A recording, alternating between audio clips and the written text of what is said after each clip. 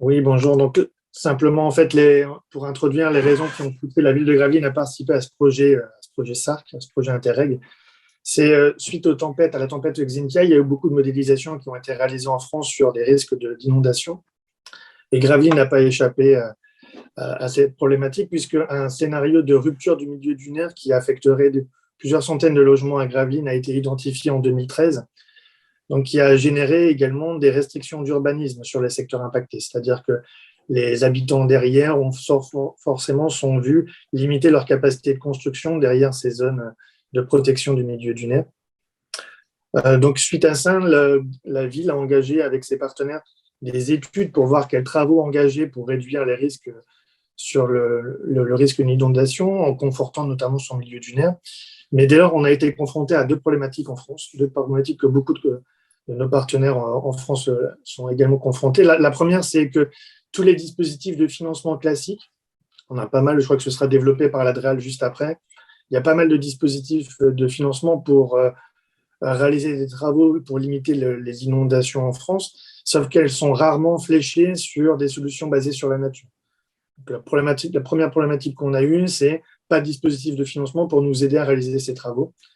Et la deuxième problématique, c'est qu'après discussion avec les services de l'État, on s'est rendu compte que, quelle que soit la nature et l'ampleur des travaux que la ville pourrait réaliser pour conforter son milieu dunaire, tous ces travaux n'auraient aucun impact sur notre capacité à développer notre territoire derrière ce milieu. C'est-à-dire que les restrictions d'urbanisme ne seraient pas levées, quels que soient les travaux que la ville réalise. Donc, deux problématiques, et vous imaginez, deux difficultés pour essayer de convaincre des élus d'engager des travaux pour conforter un milieu dunaire si derrière ils sont ni financés et n'ont aucun impact sur notre capacité à développer le territoire. Donc derrière ça, M. Ringot, maire de Gravelines, a décidé de participer au projet Interreg SARC, d'une part pour observer les différentes stratégies de nos partenaires européens sur la façon de prise en compte de ces ouvrages de défense à la mer naturelle, et d'autre part, on ne va pas se le cacher, également pour financer les travaux. Parce que la participation au projet Interreg nous a permis de financer les travaux de confortement du milieu dunaire. Donc voilà ce que je voulais indiquer en préambule de ce séminaire sur le contexte local. Eh bien, merci Vincent. Donc, je vais passer la parole à François Filior de l'ADREAL qui va nous présenter maintenant les outils qui sont mobilisables pour valoriser ces solutions fondées sur la nature. Très bien, merci. Bonjour à toutes et à tous. Alors, je suis en train de partager mon écran. Voilà, en principe, vous avez mon diaporama sous les yeux. Est-ce que c'est bien le cas? Oui, c'est bon. Très bien, merci. Alors, donc, je vais vous faire une présentation sur les outils de prévention des risques littoraux en France et les solutions fondées sur la nature. En gros, l'idée de la présentation, qui va être relativement courte, c'est de montrer qu'on a des outils de prévention des risques qui sont préexistants depuis plusieurs décennies, alors que les solutions fondées sur la nature, c'est quelque chose de relativement récent. Et donc, l'idée, c'est de voir comment les solutions fondées sur la nature prennent petit à petit leur place dans les outils existants et quelles sont les évolutions aussi attendues en matière d'outils. Alors, je passe au premier outil, donc, qui a été évoqué tout à l'heure par M. Lorgans, donc le plan de prévention des risques littoraux. Donc, c'est une servitude dont la vocation, en fait, est de réglementer l'urbanisation. Alors, concrètement, cet outil consiste, dans un premier temps, à étudier les aléas et les enjeux pour en établir une cartographie. Et ensuite, cette cartographie interprétée va donner lieu à l'établissement d'un zonage réglementaire en fonction de l'intensité de l'aléa auquel sont exposées les différentes zones. Et ce zonage réglementaire va contraindre la capacité à urbaniser. Alors, en matière d'aléas pris en compte, en matière de risques littoraux, les plans de prévention des risques littoraux, donc l'acronyme PPRL, vont prendre en compte l'aléa submersion, à la fois par débordement, donc quand le niveau de la mer est plus élevé que le niveau du bord de mer, on va dire, les franchissements par paquet de mer, en cas de tempête notamment, et aussi les conditions de brèche sur des ouvrages de protection qui peuvent être anthropiques ou dépérés ou naturels. C'est la problématique évoquée M. Lorgans. Les PPRL regardaient aussi l'aléa lié à l'érosion, Mais le contexte est en train d'évoluer depuis cet été, suite à une loi climat et résilience qui vient d'être prise et qui est en cours d'application. Et enfin, il peut regarder les problématiques de migration dunaire également. Les hypothèses de ce PPRL, classiquement, c'est de regarder un aléa de référence au moins centenal. Donc, soit on a un événement historique au moins centenal et on s'appuie sur cet événement-là, soit on modélise un événement centenal en intégrant des hypothèses sur la prise en compte du changement climatique et également des hypothèses sur les possibles défaillances des ouvrages anthropiques ou naturels, ce qui va générer parfois une contrainte sur des zones qui sont protégées peut-être sur des aléas de moindre ampleur, mais qui, en cas d'aléas centenal très importants, se retrouveraient exposées et subiraient des dommages. Voilà. Alors du coup, indirectement, en fait, les PPRL peuvent contribuer aux solutions fondées sur la nature dans la mesure où la maîtrise de l'urbanisation que prodiguent ces documents peut permettre de préserver, de sanctuariser quelque part certains secteurs et donc par là de préserver des zones où se trouvent des écosystèmes et des cordons dunaires qui participent à la protection contre les inondations. Le second outil, c'est le programme d'action de prévention des risques d'inondation. L'acronyme, c'est PAPI. Donc, c'est un programme local, c'est-à-dire qu'il va être porté par une ou plusieurs collectivités locales, mais qui vont élaborer ce programme en réponse à un cahier des charges national.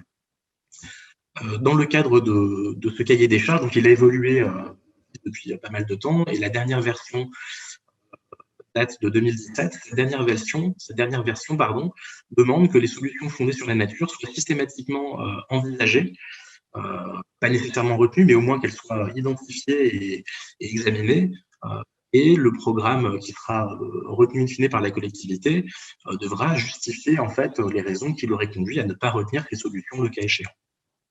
Ce programme en fait s'inscrit dans un dispositif contractuel, c'est-à-dire que dès lors que la collectivité élabore un programme conforme au cahier des charges, elle va pouvoir bénéficier de financement de l'État sur nombre de ces actions, et c'est des financements assez conséquents, puisqu'on va assez souvent tourner autour de 40 à 50% en fonction de la nature des opérations. Ces programmes concernent de nombreux acteurs, donc les collectivités qui portent le programme ou les actions, un certain nombre de cofinanceurs. Il n'y a pas que l'État qui finance dans le cadre de ces programmes. On retrouve bien souvent les agences de l'eau, les régions, les départements, voire d'autres partenaires locaux. Et donc concrètement, l'objectif de ces PAPI, c'est de promouvoir une stratégie de gestion intégrée du risque qui se décline en plusieurs axes. On va avoir des axes qui portent sur la connaissance et la conscience du risque, donc la communication auprès de tous les publics, des axes en matière de surveillance, de prévision, d'alerte et de gestion de crise, un axe sur la prise en compte du risque dans l'urbanisme, un axe sur la réduction de la vulnérabilité des biens et des personnes, et deux axes qui portent sur les gros travaux, les gros aménagements hydrauliques, donc soit les systèmes d'endiguement, les ouvrages de protection, ou les ouvrages d'aménagement hydraulique. Voilà. Et donc, dans le cadre de ces aménagements hydrauliques, on peut notamment trouver des actions de restauration d'écosystèmes. Donc, on est dans ce cas-là sur des possibilités de financer des solutions fondées sur la nature. Le cas échéant, on peut intervenir sur des restaurations d'écosystèmes, des restaurations, des maintiens de systèmes dunaires, etc. L'outil suivant qui s'articule avec les PAPI, c'est les financements mobilisables. Alors, en fait, en France, le fonds vraiment dédié à la prévention des risques naturels, c'est le fonds de prévention des risques naturels majeurs, comme son nom l'indique. On appelle fonds Barnier, du nom du ministre qui l'avait mis en place il y a une trentaine d'années maintenant.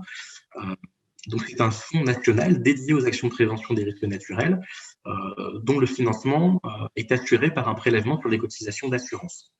Voilà, c'est un point important parce que ça veut dire que le fonds, dans ses modalités de fonctionnement, va garder toujours une logique un petit peu assurantielle.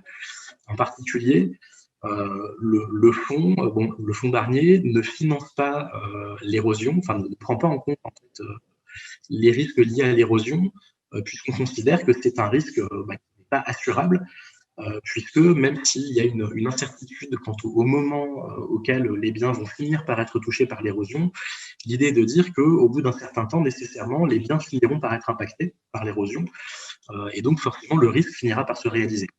Donc, on n'est plus dans une approche probabiliste au sens de l'approche assurantielle, et donc le fonds, du coup, n'intervient pas sur ce risque-là.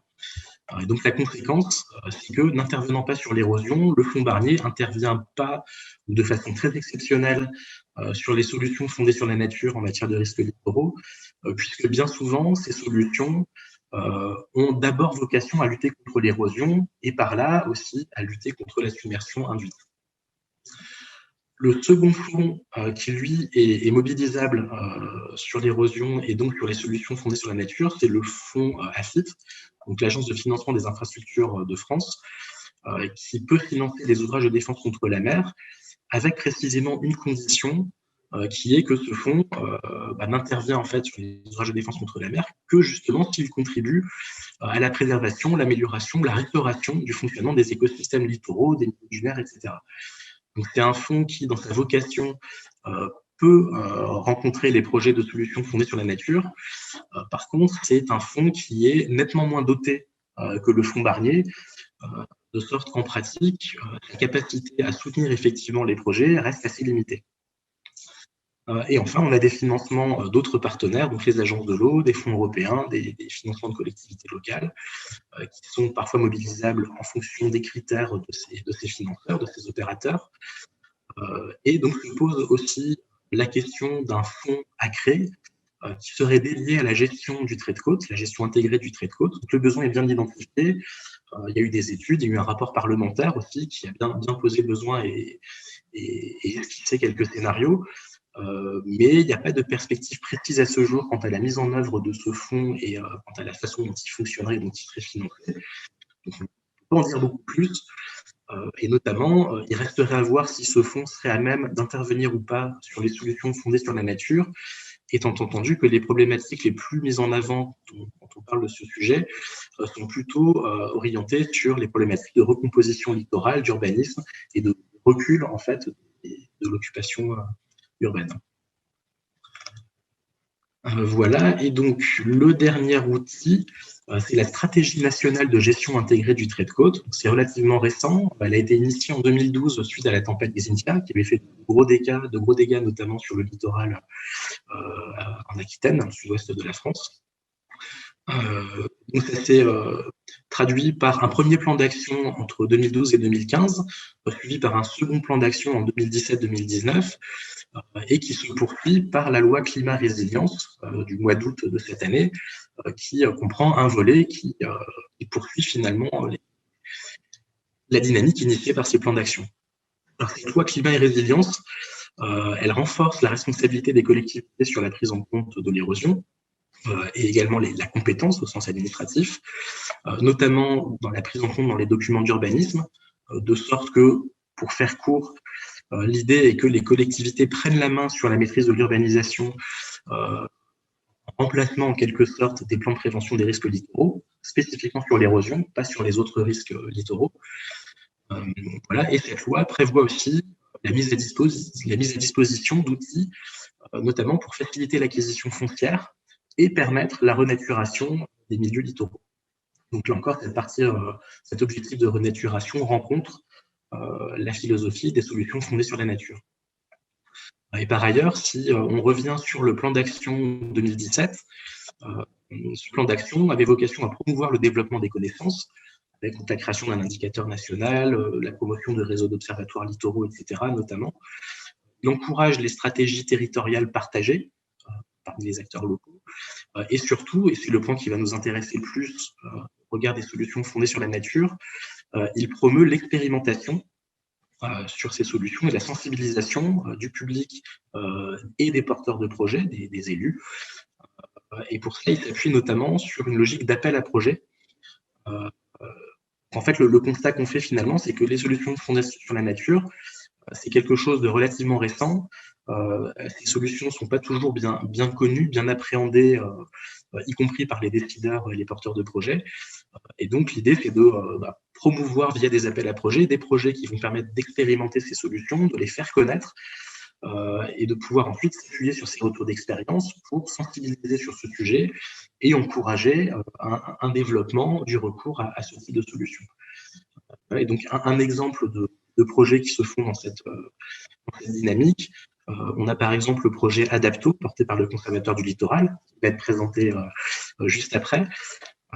par l'intervenant suivant, et puis d'autres projets dans le cadre d'un appel à projet voilà, qui sera peut-être présenté à l'occasion d'un prochain webinaire du projet SARC. Voilà, j'en ai fini. Je vous remercie.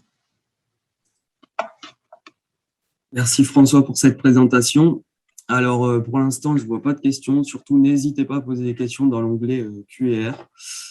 Elles seront sélectionnées et posées juste après. Donc, en attendant les éventuelles questions, c'est vrai que la prise en compte des solutions fondées sur la nature est assez récente. Et donc, vous voulez savoir qu'est-ce qui a poussé l'évolution assez récente de cette législation et de cette prise en compte. Alors, comme je le disais, je pense que il y a une dynamique de fond, de réflexion sur ces sujets-là. C'est des choses qui sont étudiées notamment par la sphère universitaire depuis un certain temps. Et je pense que la prise en compte, la volonté d'aller un petit peu plus loin sur ces sujets-là au niveau des politiques publiques, comme je le disais, s'inscrit dans la dynamique initiée par la stratégie de gestion intégrée du trait de côte, initiée en 2012 suite à la tempête Xynthia. Ok. Et donc, pour le moment, c'est seulement sur l'érosion, pas encore sur la submersion. Est-ce qu'il y a des évolutions à l'avenir qui sont prévues ou... Alors, ensuite, l'idée pour l'instant, on est dans une phase en fait d'émergence de ces solutions et de développer en fait l'état de l'art sur ces approches.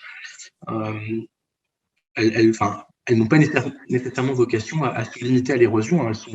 Les choses sont totalement ouvertes. Le fait est qu'en pratique, les problématiques rencontrées auxquelles répondent ces solutions sont souvent en prise avec, concernent souvent des secteurs qui rencontrent des problématiques d'érosion. Et c'est pour ça que finalement, cet aspect érosif est souvent mis en avant, au moins pour le moment, et en tout cas pour les projets dont j'ai connaissance dans la région. D'accord. Ok. Alors, en tout cas, ce qui me paraît important, c'est surtout que les collectivités soient quand même impliquées au sein au sein de cette législation pour pouvoir promouvoir et explorer ces solutions fondées sur la nature. Donc, pour partir plus dans le concret, maintenant, c'est Tony Durosier, donc du Conservatoire du Littoral, qui va nous présenter le projet Adapto, qui est une expérimentation, en fait. Donc, je vais passer la parole à Tony tout de suite. Pardon, excusez-moi. Bonjour à tous. Tony Durosier, je travaille au Conservatoire du Littoral pour l'adaptation des espaces naturels littoraux au changement climatique. Et donc, je vais vous présenter aujourd'hui le projet Adapto, donc sur le site de la baie de Lancieux. Vous voyez tous mon écran? C'est bon? Okay. Oui, c'est bon pour l'écran. Donc, en fait, le Conservatoire du Littoral est un établissement public qui a été créé en 1975 pour protéger les espaces naturels littoraux menacés par l'urbanisation et les rendre accessibles à tous et du coup permettre l'accès du littoral au public. Et du coup, depuis, en 2021, on est propriétaire de plus de 210 000 hectares sur le littoral français et ça fait à peu près 16% du linéaire côtier dont on est propriétaire. Et du coup, sur ces espaces-là, en fait, on subit également l'élévation du niveau de la mer et les phénomènes d'érosion et de submersion, vu l'ampleur de notre foncier dont on dispose. Et du coup, ça fait à peu près une vingtaine d'années que l'on travaille sur les façons de faire évoluer nos terrains au changement climatique et au réchauffement climatique et comment on peut faire adapter ces espaces naturels à l'élévation du niveau de la mer. Du coup, en 2018, on a lancé le projet Adapto sur 10 sites en France et notamment celui dont je vais vous présenter ce matin, c'est la baie de Lancieux qui se trouve en Bretagne. Donc, juste ici. Ah mince. Le pointeur laser. Juste ici. Et c'est un projet l'objectif ici, c'est de réfléchir sur une dépolarisation et une gestion du cordon dunaire qui protège une zone basse inondable qui a été identifiée suite à Xynthia par la DDTM avec un périmètre de zone inondable. Et du coup, on travaille sur 6 entrées, en fait. On ne va pas travailler que sur le risque. Nous, on va travailler sur la perception sociale et comment, en fait, la population perçoit ce risque. On réfléchit sur comment on peut faire évoluer les paysages d'aujourd'hui et de demain, et aussi d'où vient le site et où il va aller dans les années à venir. Informer la population et du coup faire des expositions auprès des écoles et des interventions auprès des scolaires ou des expositions grand public. On est ensuite accompagné par le bureau de recherche géologique et minier qui, lui, va nous analyser très finement la gestion des risques naturels et du coup les conséquences des aléas de submersion et d'érosion et de remontée de nappe phréatique, pour en fait alimenter un indicateur de qualité écologique.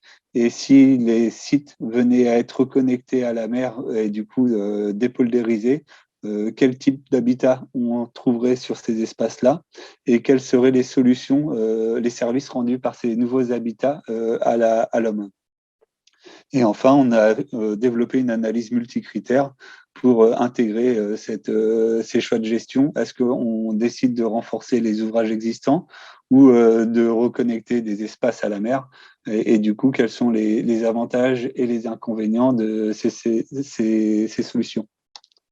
Et tout ce travail-là, du coup, est fait avec les acteurs locaux et du coup, la commune et la communauté de communes et les riverains, les chasseurs, les agriculteurs du site, les randonneurs. Donc, tout le monde travaille autour de la table pour réfléchir à l'évolution et comment on peut faire évoluer ce territoire pour anticiper l'élévation du niveau de la mer. Donc, concrètement, le site se compose de 2 polders, en fait. Vous avez le polder au nord, le polder de Lancieux, qui fait à peu près 140 hectares, qui est protégé par une digue qui est en rouge et qui est un ouvrage classé au titre de la réglementation suite post-Xynthia.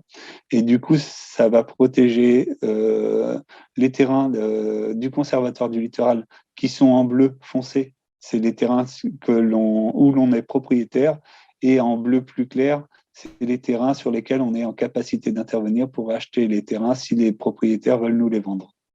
Et en violet, c'est les dernières parcelles qui ont été acquises depuis 2018 et le lancement du programme Adapto. Donc, juste ici, vous avez un camping qui se trouve dans la zone inondable. La zone inondable, en fait, elle est la zone ici bleue, c'est l'aléa centenal.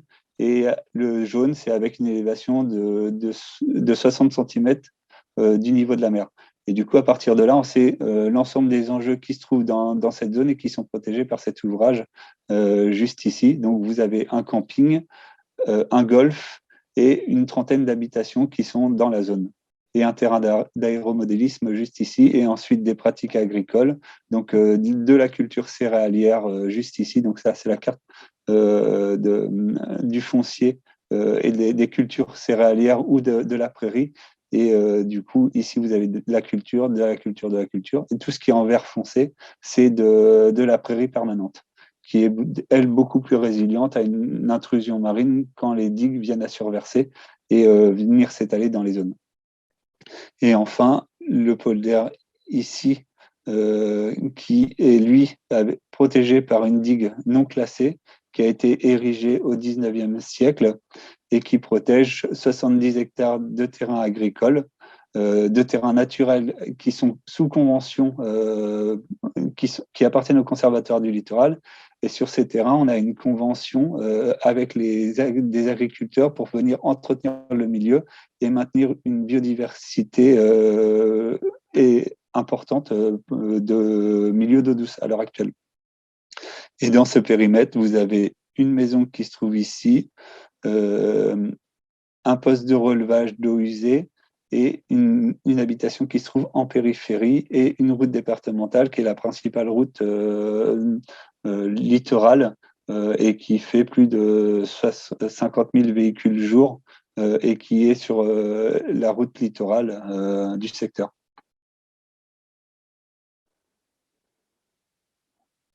Et du coup, en, en mars 2020, on a eu une brèche en fait qui s'est produite dans la digue non classée juste ici, qui nous a fait en fait mettre en place une gestion proactive du secteur pour pouvoir en fait déplacer les enjeux ou les relocaliser. Et le choix qui a été fait avec les élus locaux a été de ne pas venir recolmater la brèche, mais de laisser évoluer le site. Et le site est en train d'être reconnecté à la mer et en train d'être dépolluérisé. Alors qu'au nord, la digue, en fait, on a eu des défaillances sur l'ouvrage et du coup, il y a eu des travaux d'urgence qui ont été réalisés en mars, en avril et en 2020 et en avril 2021 pour éviter que cet ouvrage ne vienne à brécher, à casser et du coup inonder l'ensemble de la zone en retrait.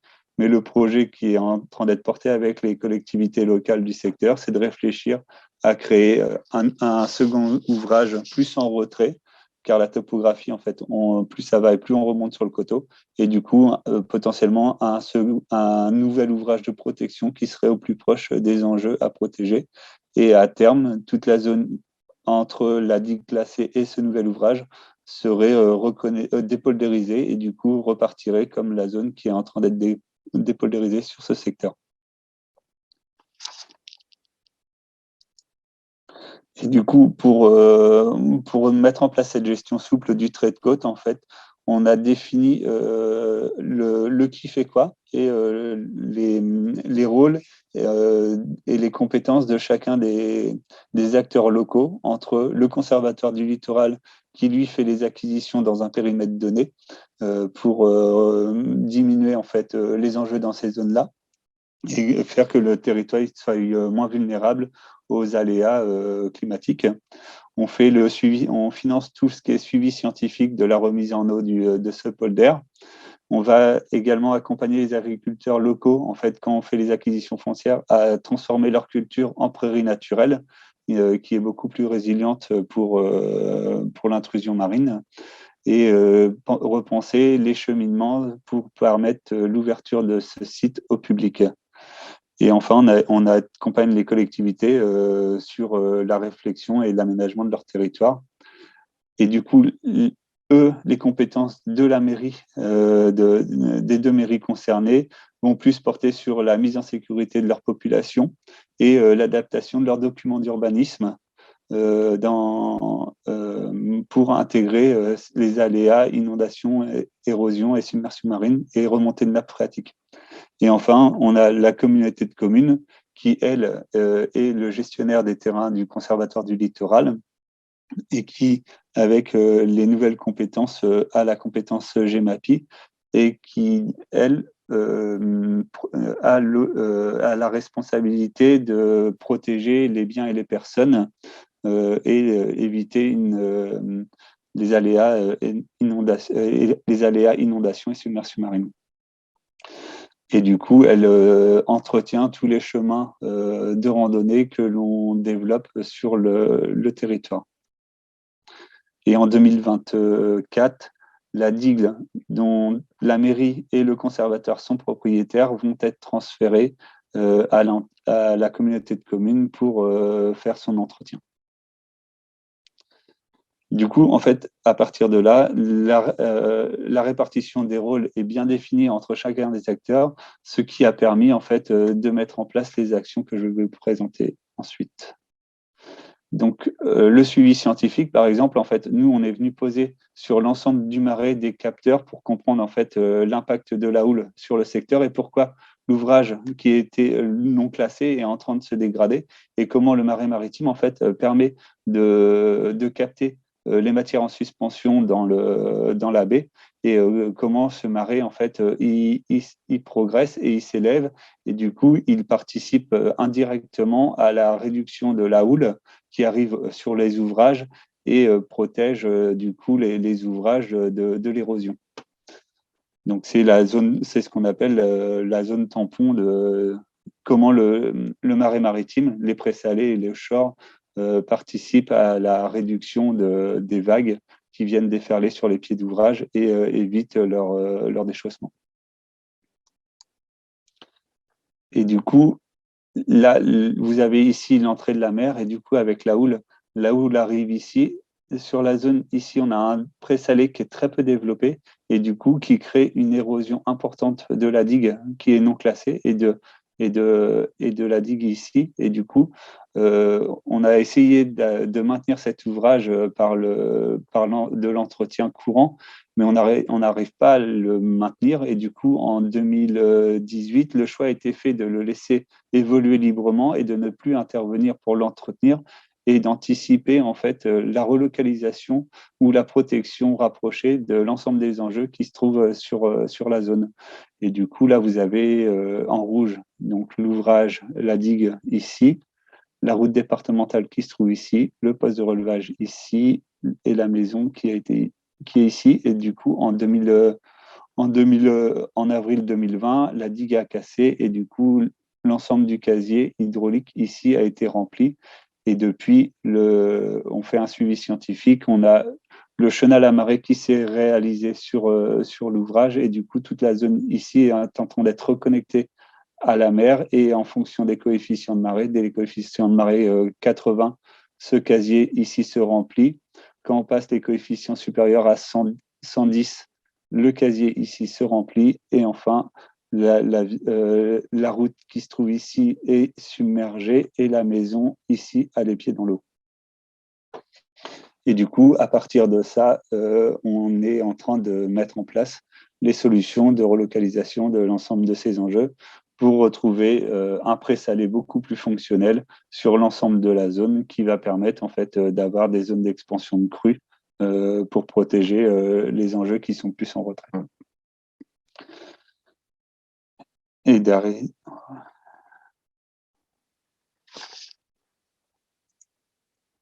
Donc, en fait, on analyse l'évolution des habitats pour savoir quelle typologie de végétation on va retrouver et quel gain et perte écologique on va avoir sur ce milieu qui est en train d'être connecté.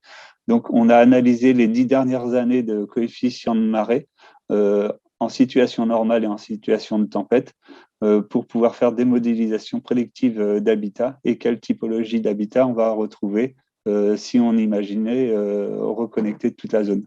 Et du coup, ça nous permet de définir les gains et pertes écologiques de ces nouveaux milieux qui vont se créer et du coup, quel usage récréatif ou pour la vie faune ou les crustacés ou la chaîne alimentaire pour les poissons, on va développer sur ce secteur-là. Du coup, ici, en fait, on est parti d'une analyse historique. Le site, la digue a cassé déjà à plusieurs reprises. Donc là, c'est en 2006, là en 2014. Et l'objectif, c'est sur l'ensemble de la zone de retrouver du présalé, comme vous pouvez avoir ici, qui va participer à la réduction des aléas.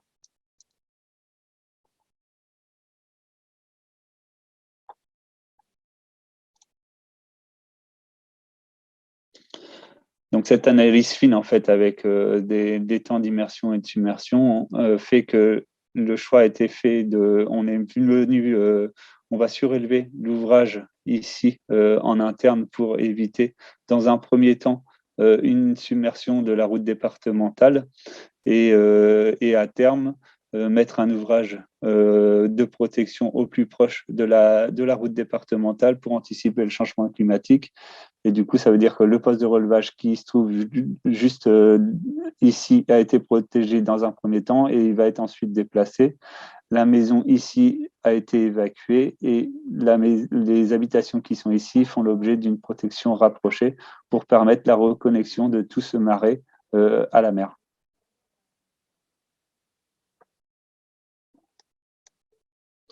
Et donc voici en fait là, en mars 2020, la digue à marée haute, vous avez le présalé qui est sous l'eau. Et là, le polder qui se trouve en retrait et du coup qui est encore en zone prairiale. Et du coup, en juin 2021, on a le chenal à marée qui s'est créé sur le présalé et qui fait que l'ensemble du marais est désormais reconnecté et dès les coefficients 80, la mer vient s'étaler sur l'ancienne prairie et on a une recolonisation de la végétation qui est en train de se réaliser. Donc là, vous avez ici la maison qui a été évacuée, la brèche qui est ici, le présalé et toute la zone en fait qui est en train d'être recolonisée. Il y a à peu près toute cette zone-là en fait était de la prairie permanente. Et depuis, vous avez la végétation du shore, donc de l'obium, de l'aspartine, qui est en train de se développer sur la zone. Tout ce qui est en vert, c'est là où la végétation de présalé est en train de recoloniser. Et en blanc, en zone plus claire, c'est les zones qui sont pas submergées au-dessus des coefficients 95. Et plus foncé, c'est les zones qui sont inondées dès les coefficients 80. Donc, je vais vous lancer la vidéo, comme ça vous allez voir le site où il en est à l'heure actuelle.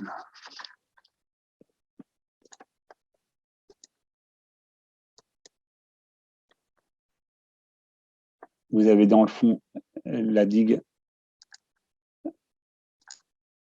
qui se trouve ici, la maison qui a été évacuée ici, et du coup, le chenal à marée qui s'est créé sur le dôme, le présalé qui est ici. Et la mer rentre de ce côté-ci et vient comme ceci.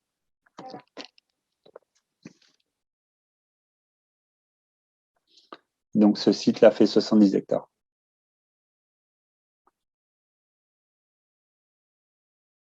Et là, tout ce qui commence à être recolonisé par la végétation, c'est tous les points hauts qui sont submergés par coefficient 95.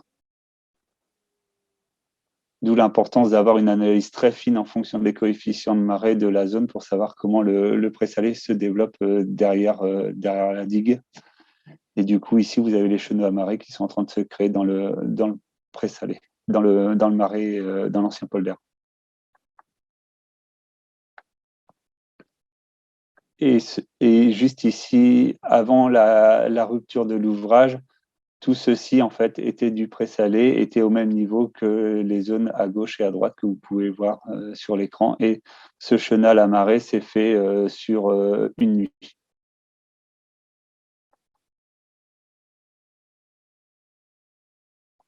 Et du coup, à l'intérieur, vous avez le début des chenaux à marée qui sont en train de se mettre en place avec le développement de la végétation dans le fond.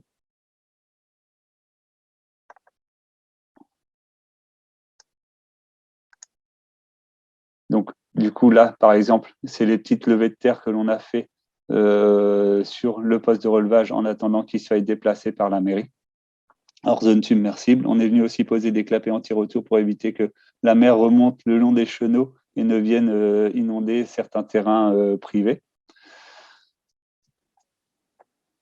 Là, par exemple, on a travaillé avec le monde agricole pour imaginer les zones de repli pour les ovins en cas quand on passe les coefficients 120 pour déplacer les animaux et que les animaux ne se retrouvent pas dans la zone reconnectée. Et là, c'est la maison qui est dans la zone inondable et qui a été évacuée à la fin de l'année 2020. Et du coup, en fait, là, c'est la mairie qui a activé son plan communal de sauvegarde pour mettre en sécurité sa population, ses habitants, et ils leur ont proposé un logement où ils pouvaient aller vivre hors zone submersible. Et nous, le conservateur du littoral, on est en train d'acquérir cette habitation pour renaturer tout l'ensemble.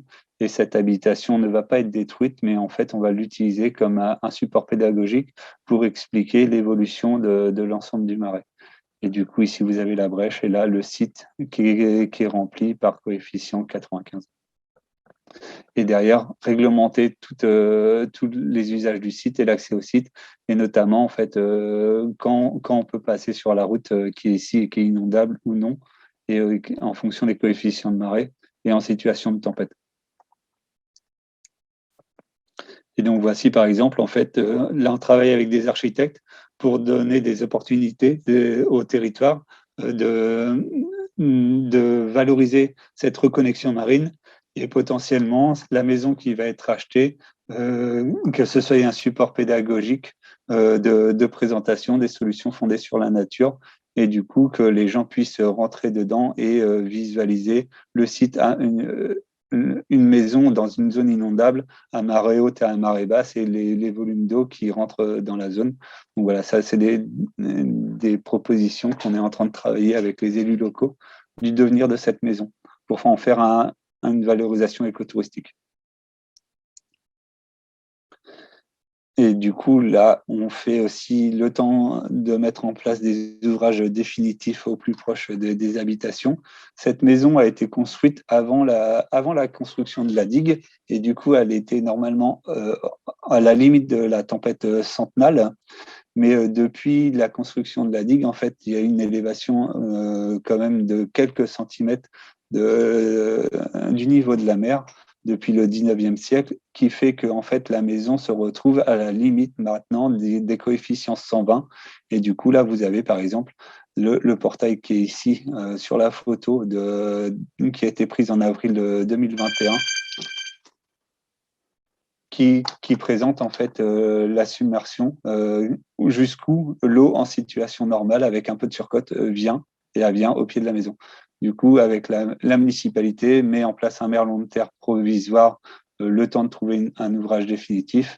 Et du coup, là, c'est un coefficient, par exemple, de 103. L'eau est arrivée ici. Et sur un coefficient 115, l'eau arrive au pied de la maison, mais la petite levée de terre protège cette habitation. Et enfin, du coup, sur le polder, qui est protégé, elle, par l'ouvrage de protection classé, on est intervenu depuis 2014. Donc, par exemple, sur cette parcelle-ci, la parcelle de culture a été transformée en zone humide, beaucoup plus favorable à la biodiversité.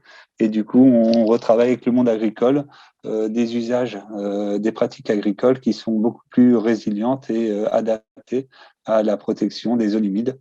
Et du coup, cette zone de culture, elle a été renaturée. Et du coup, là, vous avez le résultat d'une renaturation d'une parcelle agricole en zone inondable qui a été effectuée. Et ça participe à la réduction des enjeux, puisque, en fait, si on devait perdre une culture céréalière, les coûts économiques seraient beaucoup plus importants que de la prairie qui, elle, peut accepter une submersion de temps en temps et ne pas perdre toute la récolte agricole. Et enfin, au niveau on a travaillé avec la commune de Lancieux pour réfléchir sur son document d'urbanisme, imaginer où on pouvait faire des nouveaux cheminements et des nouveaux sentiers de randonnée sur son territoire.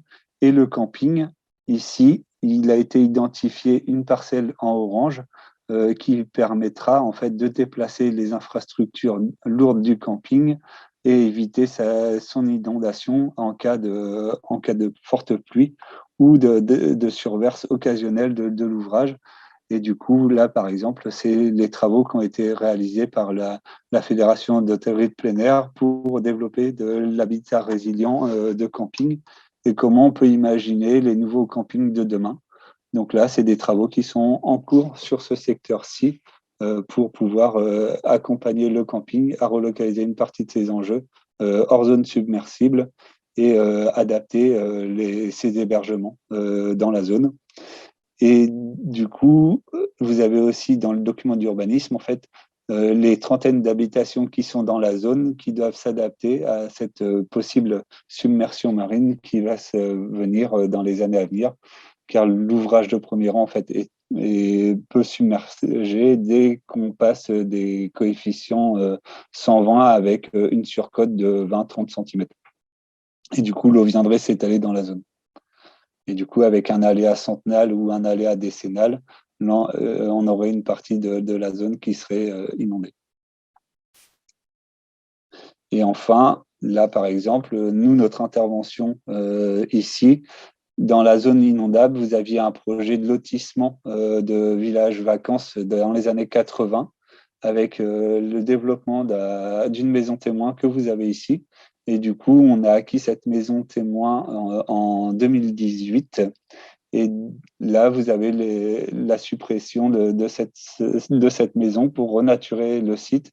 Et du coup, par ce travail-là, on participe à réduire les enjeux et réduire la vulnérabilité en supprimant certains bâtis qui n'ont pas de caractère patrimonial dans la zone inondable. Et on aurait très bien pu, si les élus locaux n'étaient pas venus chercher, travailler avec le conservatoire du littoral.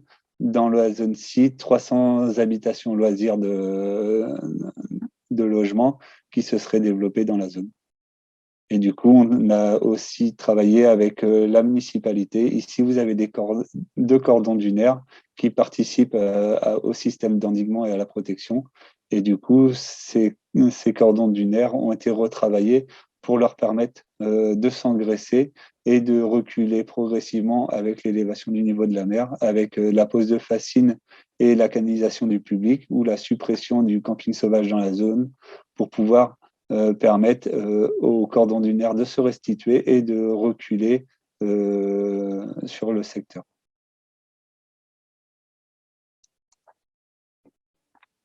Voilà, si vous avez des questions. Merci pour cette présentation et bravo pour ce projet. Je tiens à souligner quand même qu'il réunit pas mal d'acteurs. Vous avez réussi à réunir pas mal d'acteurs.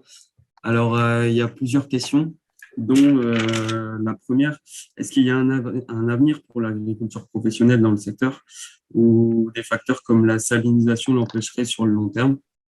Et si l'agriculture n'avait pas d'avenir dans le secteur, est-ce que ce secteur pourrait être rendu à la mer? Alors, à l'heure actuelle, l'agriculture, nous, on a des conventions avec les agriculteurs en place pour pouvoir leur permettre de progressivement s'adapter. Et sur le secteur qui est en cours de reconnexion, c'est des questions que l'on se pose parce qu'à l'heure actuelle, le présalé qui est devant, en fait, n'est pas du tout pâturé. Et du coup, il a une vraie fonctionnalité écologique et on se pose des questions si oui ou non, en fait, la nouvelle zone, quand la zone va être recolonisée par le présalé, on vient y mettre une pression ovine dessus ou pas. C'est des questions, en fait. Là, on n'a pas encore on va voir, on va laisser le temps, en fait, au milieu de se restituer. Et c'est des questions que l'on se pose à l'heure actuelle. On ne sait pas si oui ou non on va y mettre une activité de pâturage ovin dans la zone. Ok, d'accord. Donc, une autre question, est-ce qu'il est prévu de démonter la digue, l'ancienne digue? Sur la digue classée ou la digue non classée qui a été bréchée? Ça doit être la digue qui est classée. La digue classée, non. Dans un premier temps, on va pas la démonter. En fait, c'est les discussions qui sont en cours. Pour l'instant, le temps que l'ouvrage de second rang en fait, n'est pas construit, on va la maintenir, mais on va la laisser vivre. Et une fois, on a l'obligation de l'entretenir et de maintenir son intégrité. Et une fois que l'ouvrage de second rang sera construit, en fait, toute la zone, on va laisser potentiellement laisser vivre la digue et ne pas venir lui faire une brèche. Et du coup, ça va permettre de maintenir des zones prairiales et une agriculture le temps que la nature crée une brèche dans cet ouvrage-là et que les zones prairiales qui seraient entre la digue construite et l'ancienne digue soient toutes reconverties. Ok, donc en fait, c'était pour la digue non classée, la personne a répondu. Et du coup, la digue non classée, non, on va pas venir la démonter. En fait, on va laisser la mer l'éroder et en fait, l'érosion de cet ouvrage participe à alimenter des matières en suspension et des sédiments qui, eux, viennent en fait se déposer dans le polder qui est plus bas parce qu'en fait, on a eu un comblement de la baie et du coup, les sédiments se sont déposés devant la digue et le polder étant plus bas, on a un équilibre sédimentaire qui est en train de se mettre en place. Et du coup, la dégradation de l'ouvrage participe à apporter des sédiments sur le polder. Ok. Et donc, une autre question, quelle est la perception des agriculteurs sur le changement de la vocation de la zone? Quel est le bénéfice pour eux et comment vous avez réussi à les convaincre à gagner leur confiance? Alors, les agriculteurs qui sont sur la zone, ils sont en convention avec le conservatoire du littoral. En fait, c'est nos locataires et ils sont là pour entretenir le milieu naturel. Et du coup, on les a rencontrés sur le terrain.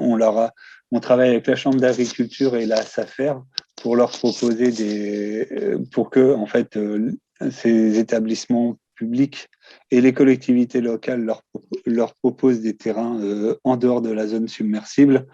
Et voilà comment on a travaillé avec eux.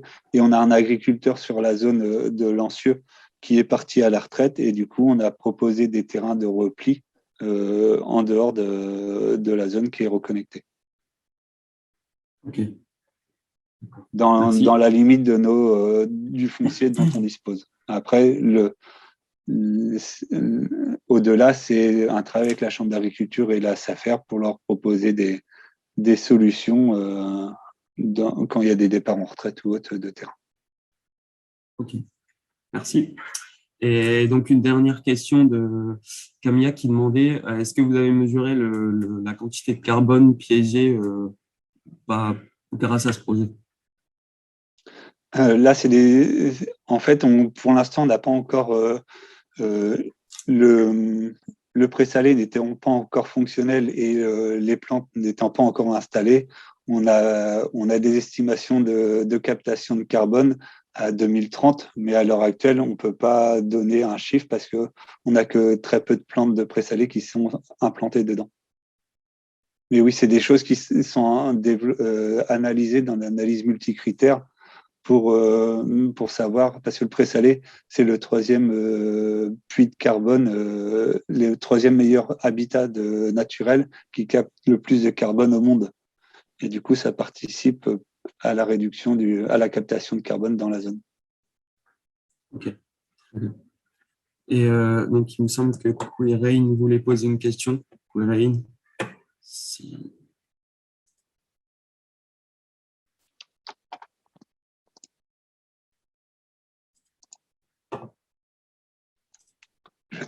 Je n'ai pas la question. Donc, alors, do the flats not inside the polder keep pace with sea level rise? Du coup, en français, excusez-moi. Ouais. Est-ce que les appartements qui ne sont pas sur le polder arrivent à garder le rythme de l'élévation du niveau de la mer? Je n'ai pas compris. Ouais. Est-ce que c'était quoi le début de la question? Les appartements qui ne se trouvent pas à l'intérieur du polder suivent-ils le rythme de l'élévation du niveau de la mer? Quentin, Yep. it's not about Bert here. It's not about apartments. It's mud flats. Ce ne sont pas des flats. appartements, Okay. ce sont c'est les zones, les vasières. Ok, les vasières. Très bien, merci. Et du coup, est-ce que les vasières... Les vasières suivent le rythme de l'élévation du niveau de la mer. Oui, en fait, on a une forte accrétion du polder là, qui est en train de se réaliser depuis maintenant avril dernier que le site est complètement reconnecté à la mer. On a gagné plus de 5 cm de dépôt sédimentaire dans la zone. Et du coup, on a certains secteurs qui sont en train de se sédimenter et on a des vasières qui sont en train de se développer dans le secteur. Ok, très bien. Donc, désolé pour l'erreur de traduction. Eh bien, merci pour votre présentation et ces réponses. Donc, voilà pour le contexte français. Maintenant, je vais passer la parole à Camilla Curry et Justin Ridgewell de l'Environment Agency qui vont nous parler du cas d'anglais.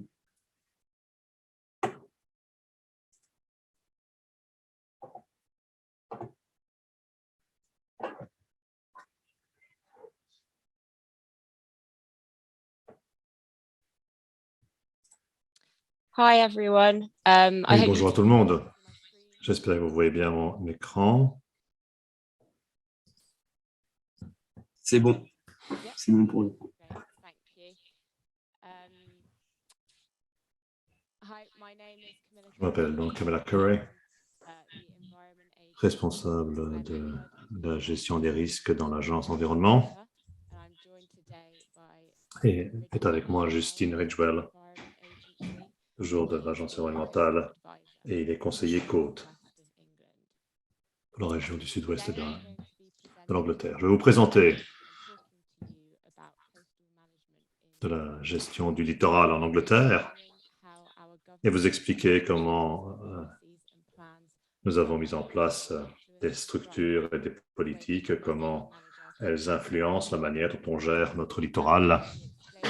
Je vais vous expliquer le rôle de l'agence environnementale pour gérer notre littoral, ainsi que l'action menée par les autres partenaires et agences gouvernementales avec lesquelles nous travaillons.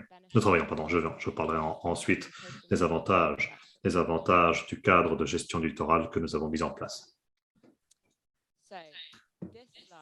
Cette transparence-ci vous donne l'organigramme, plus ou moins, de la manière dont on gère le littoral en Angleterre. Il vous indique comment les législations nationales et les stratégies ont été mises en place pour gérer le littoral au niveau local. Au-dessus du diagramme, premier point, premier niveau, c'est la législation du gouvernement britannique avec les lois les plus récentes qui ont été adoptées pour gérer notamment l'agence environnementale dans le cadre de la loi sur les inondations et la gestion de l'eau en 2010. Il y a d'autres législations britanniques, bien sûr, qui régissent la question, notamment la loi sur la protection du littoral de 1949. Il y a également une nouvelle législation britannique qui est l'adaptation, en fait, d'une directive de l'Union européenne. Les directives européennes ont été transposées en droit britannique après notre départ de l'Union européenne, notamment un exemple, c'est la directive cadre sur l'eau qui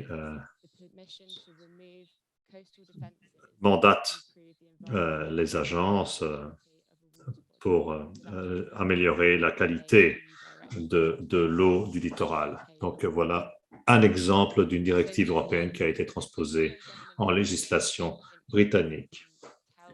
Cette législation du gouvernement mandate les agences environnementales pour rédiger des stratégies nationales. Bon exemple de stratégie nationale qui est utilisée pour orienter la manière dont on gère la lutte contre l'érosion en Angleterre. C'est la stratégie nationale de gestion des risques d'inondation et d'érosion côtière pour l'Angleterre, qui a été rédigée par l'agence environnementale. En dessous, et ces législations britanniques et nos stratégies nationales influencent la manière dont, au niveau régional, on gère notre littoral. Nous avons notamment les groupes côtiers, les groupes régionaux, groupes côtiers. Il s'agit de groupes qui coordonnent le développement des plans de gestion du littoral. Les plans de gestion du littoral sont des documents qui coordonnent la gestion du littoral et les risques d'inondation. Ces plans locaux sont rédigés par des sous-groupes, des groupes consultatifs côtiers. Ces groupes consultatifs côtiers mettent la touche technique aux plans locaux de gestion du littoral au niveau local, donc, en fonction des considérations locales. Il y a d'autres informations qui peuvent alimenter la décision prise par le groupe consultatif côtier, notamment des stratégies locales et des évaluations du régime local. Donc, je vais maintenant vous détailler ces différents niveaux, en commençant par la législation du gouvernement britannique. La nécessité de gérer le littoral est régie par la législation britannique. Première loi, la Flood and Water Management Act, la loi sur la gestion des inondations et de l'eau de 2010.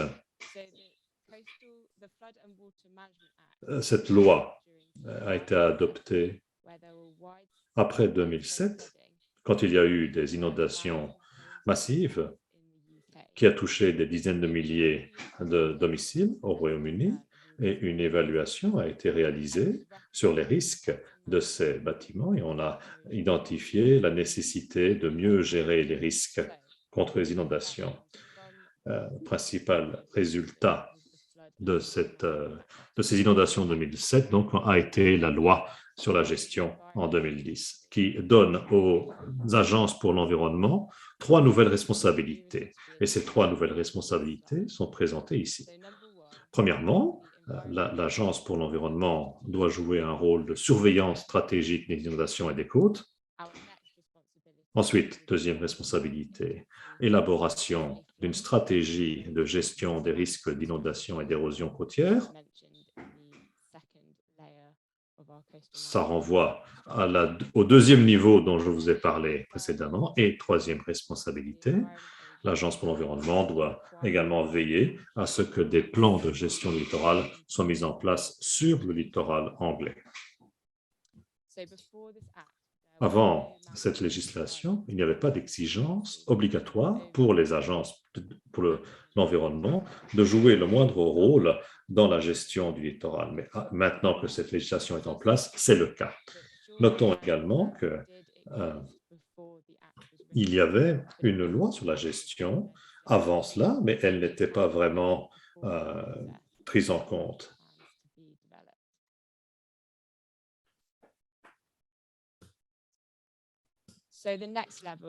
Niveau suivant, nos stratégies nationales. Dans le cadre de la loi sur la gestion des inondations, l'Agence pour l'environnement a le devoir légal de développer une stratégie nationale de gestion des risques d'inondation et d'érosion côtière. Cette stratégie décrit ce qui doit être fait par toutes les autorités de gestion des risques impliquées dans la gestion de l'érosion, notamment pour protéger les populations et les structures. Ce qui signifie que toutes les activités de gestion de l'érosion doivent se faire de manière systématique en fonction de la stratégie de gestion des risques. Cette stratégie a été mise à jour en 2020. Donc, il s'agit d'un nouveau cap que les agences pour l'environnement ont pris dans la gestion des risques d'inondation.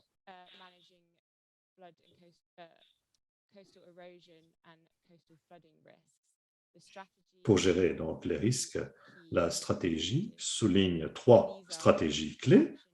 L'adaptation à la résilience. Donc, il vaut mieux se préparer au changement climatique pour être plus résilient. Le deuxième message clé de cette stratégie, des solutions basées sur la nature, donc des activités qui gèrent les risques d'inondation doivent prendre en compte l'environnement, si possible. Et enfin, troisième message clé, l'Agence pour l'environnement est responsable de garantir que tous les partenaires mettent à jour et améliorent leur plan de gestion du littoral, que j'ai mentionné plus tôt dans mon intervention. Au niveau suivant, nous avons notre gestion régionale des côtes. L'Agence pour l'environnement travaille avec 7 groupes côtiers en Angleterre pour coordonner la production, l'élaboration des plans de gestion du littoral. Ce diagramme ici vous montre où sont situés ces 7 groupes côtiers en Angleterre.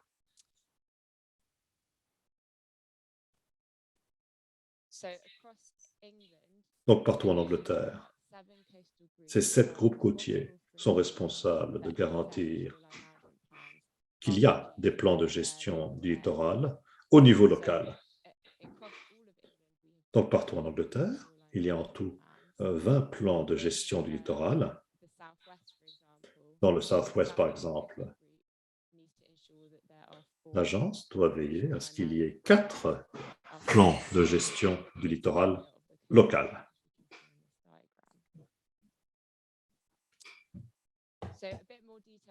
Quelques détails sur ce dont il s'agit. Bon, il s'agit d'un rapport évaluant les risques liés à l'environnement et les outils pour réduire ces risques.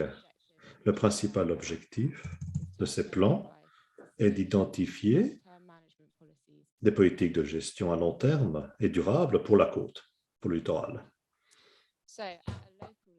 Au niveau local, j'ai donc dit qu'il y a des sous-groupes, des groupes côtiers, des groupes consultatifs côtiers. Les groupes consultatifs côtiers sont responsables de garantir qu'il y a suffisamment de détails dans ces plans locaux de gestion du littoral. Donc, les groupes consultatifs sont composés d'un large éventail de partenaires, y compris les autorités locales, les conseils, les autorités de gestion des risques, nous-mêmes en tant qu'agence d'environnement, ainsi que d'autres partenaires côtiers, comme par exemple National Trust, certaines ONG et des universités. Ce sont ces partenaires dans le groupe consultatif qui décident de chaque zone du littoral devra faire l'objet de quelle politique. Par exemple, nous avons 4 types de politiques différentes qui peuvent s'appliquer à une zone littorale. D'abord, tenir la ligne. Il s'agit de mener des activités de gestion du littoral pour gérer le littoral existant. Deuxièmement, la réorientation gérée. Donc, il s'agit de permettre au littoral de se développer naturellement, mais on gère le processus d'une certaine manière. Et troisièmement, aucune intervention active. Il s'agit d'agir quand il n'y a pas de justification économique, quand il y a des processus naturels qui ont lieu et qu'on ne veut pas influencer, on ne peut pas intervenir sur l'évolution naturelle du littoral. Et enfin, quatrièmement, faire avancer la ligne. Bon, en Angleterre, il est très rare qu'on le fasse, mais dans ce cas-ci, on met en place des défenses, des protections contre l'élévation de la mer. Bon, ce n'est pas le cas, par exemple, chez nous. Et enfin, qu'est-ce que ces groupes consultatifs côtiers font? Ils appliquent des politiques spécifiques pour la partie du littoral dont ils s'occupent, notamment sur base d'une consultation publique, pour veiller à ce que la communauté locale soit satisfaite de la façon dont on gère leur partie du littoral. Et il y a également la nécessité d'obtenir une approbation politique, ce qui signifie que les politiques vont être évaluées par des conseillers locaux, les autorités locales et par les politiciens avant qu'elles ne soient proposées pour adoption.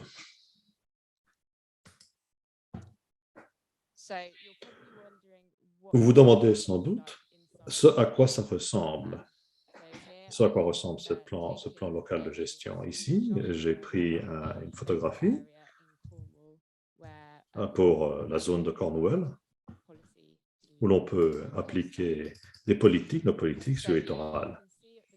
Donc, vous voyez sur l'image ici, sur la carte, que nous avons notre littoral qui a été divisé en unités politiques. Vous avez l'unité politique 21.1, l'unité politique 21.2 ici, l'unité politique 21.3 là. Chacune de ces unités politiques, chacune de ces parties du littoral reçoivent des politiques, des indicateurs politiques. J'ai ici 21.3, c'est l'unité politique 21.3 donc, qui est liée à cette section-ci du littoral, où vous voyez donc le cercle rouge. Cette zone-ci est Newlyn. Donc ça, c'est le lieu dit Newlyn. Et vous voyez qu'il y a un port de pêche, une zone très construite avec des défenses en dur. Et donc, notre groupe consultatif conseiller côtier a proposé une politique de tenir la ligne pour le court terme jusqu'au long terme, jusqu'en 2105. Parce que nous avons déjà des structures de protection en dur qui devrait protéger le littoral. Autre zone, Wherry Town, l'unité politique 21.2, avec moins de structures en dur. Vous avez ici des espaces verts. Donc, le groupe consultatif a proposé une politique de tenir la ligne pour le court terme, mais à long terme, il y aura une politique de réorientation qui serait mise en place. Orientation gérée, bien sûr. Quel est le rôle, donc, du plan de gestion du littoral? Sachez que ce n'est rien de statutaire. Donc, les autorités de gestion des risques ne doivent pas automatiquement s'y conformer, mais elles doivent être prises en compte lors de la prise de décision concernant la gestion des côtes. Nous pouvons utiliser également d'autres informations locales plus détaillées pour décider ce que l'on va faire au niveau local. Par exemple, s'il y a une stratégie locale, ou si on a plus d'informations détaillées sur une partie du littoral, quant à ce que l'on peut faire sur place, on peut utiliser cette information à la manière dont on va gérer cette partie-là du littoral. Et donc, on ne doit pas être très strict quant à la manière dont on suit le calendrier politique. Cette approche générale est telle qu'il y a un certain niveau de souplesse, de flexibilité. On prend en compte les informations locales, ce qui nous aide à prendre les bonnes décisions en matière de gestion du littoral. Il y a des avantages et des inconvénients à ce système. Donc, je cite ici quelques-uns des avantages. Avantages, donc. Le fait que des informations détaillées, plus locales, une expertise locale, permet d'alimenter les décisions de gestion du littoral. Et dans l'élaboration des plans locaux, et les communautés locales ont leur mot à dire dans la gestion de leur littoral via la consultation que l'on doit mettre en place. Bon, inconvénient, le fait que les politiques locales peuvent parfois trop négativement influencer la gestion du littoral parce que les politiques peuvent avoir d'autres raisons de mener à bien certaines politiques qui ne seraient pas automatiquement bénéfiques ou qui ne correspondent pas à la situation locale. Et enfin, les politiques côtières peuvent être interprétées de diverses manières. Par exemple, pas d'intervention active, la politique d'aucune intervention active quand on essaye de remettre en place des processus naturels parce qu'ils nous donnent les meilleurs effets sur les sédiments. Et cela peut être interprété par la communauté locale comme si on ne faisait rien, alors que ce n'est pas le cas. Simplement, on laisse la nature suivre son cours. Voilà, merci à tout le monde pour votre attention. Je suis prête, bien sûr, à répondre à vos questions. Merci Camilla. Donc, il ne nous reste plus beaucoup de temps pour répondre à des questions, mais donc il me semble que c'est Justin plutôt qui répond aux questions, si j'ai bien compris. Juste une petite question, je voulais savoir si il y avait des échanges de la communication entre les différents groupes côtiers et des retours d'expérience quant aux solutions fondées sur la nature, des synthèses qui existent.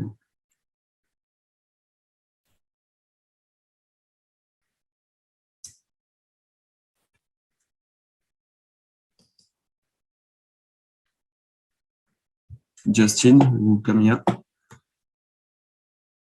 Sorry, could you just repeat the question, please? Pouvez-vous répéter la question, s'il vous plaît? Oui. Alors, est-ce qu'entre les différents groupes côtiers, il y a des échanges, des retours d'expérience, des communications pour pouvoir faire avancer un peu ces solutions fondées sur la nature et se servir des expériences des uns et des autres?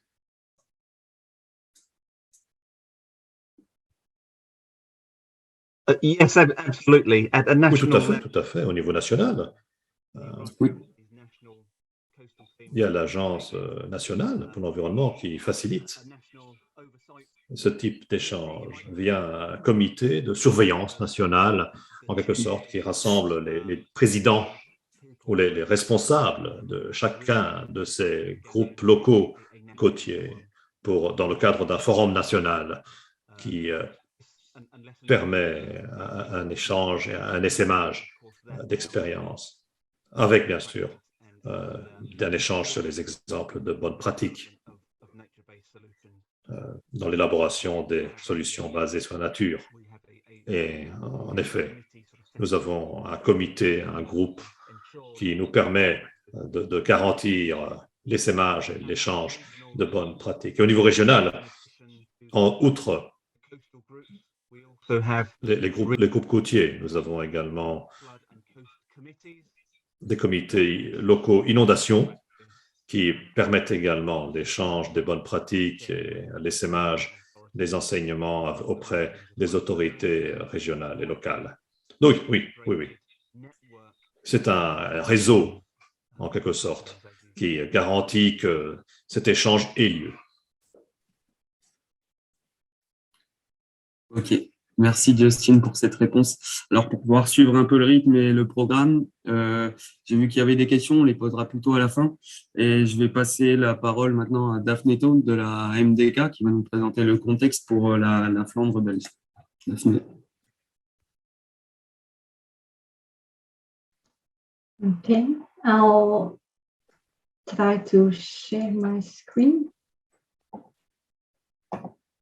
Merci, j'essaie de partager mon écran. Voici. Normalement, vous devriez voir mon écran. Donc, je m'appelle Daphné, je travaille pour la gestion des côtes en Flandre. Et je vais vous montrer des exemples de nos solutions basées sur la nature en Flandre. Tout d'abord, une brève introduction. L'agence se situe dans le cadre du ministère de la Mobilité et des ouvrages publics de la région de Flandre, dont je travaille dans la division littorale, et les responsabilités sont la gestion personnelle du littoral, œuvre de protection personnelle également. Et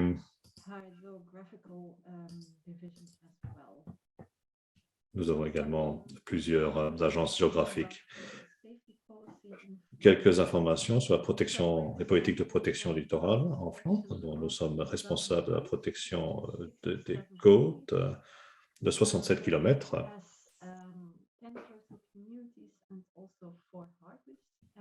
avec 4 ponts notamment, et plusieurs autres structures.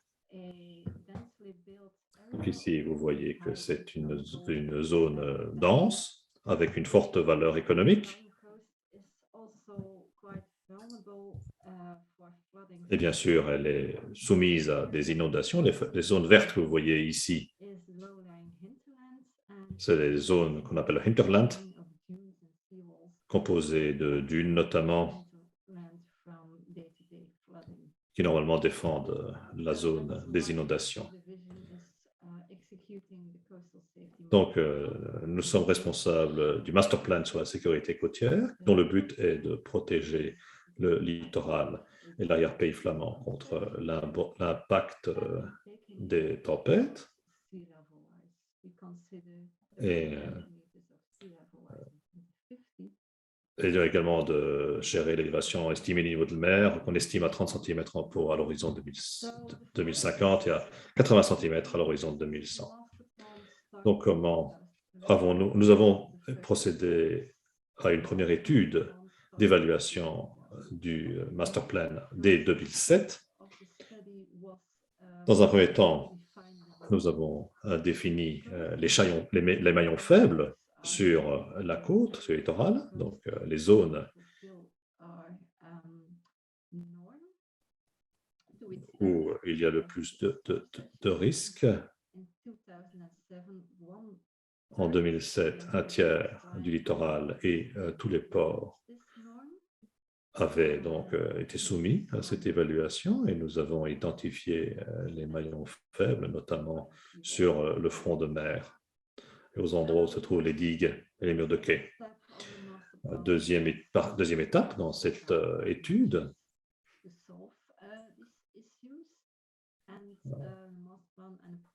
proposé un plan directeur sur la sécurité côtière qui a été approuvé par le gouvernement flamand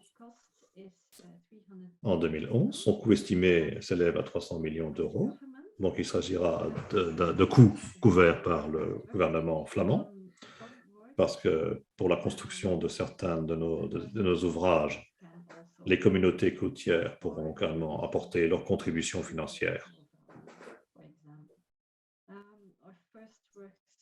Les premiers travaux ont commencé dès 2011 et le principe est que nous menons des actions douces quand c'est possible et dures quand c'est nécessaire, ce qui signifie que nous préférons des solutions plus douces au lieu de construire du dur. Ici, vous voyez un aperçu des maillons faibles qui ont été évalués donc, en 2011.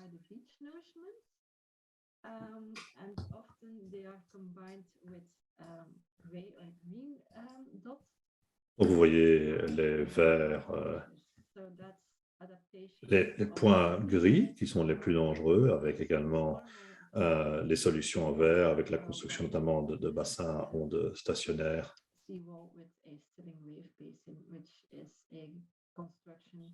Et la construction de brises vagues sur le fond de mer. Nous avons évalué la situation, nous avons procédé à plusieurs évaluations en 2021. La plupart des travaux d'évaluation de la côte sont maintenant terminés.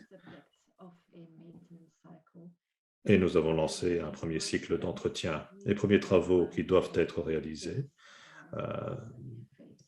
sont en phase d'étude.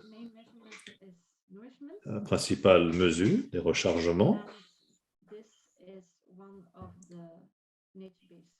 Il s'agit d'une solution basée sur la nature qui a été choisie par les politiques flamands. Bon, donc, on utilise deux types de rechargement.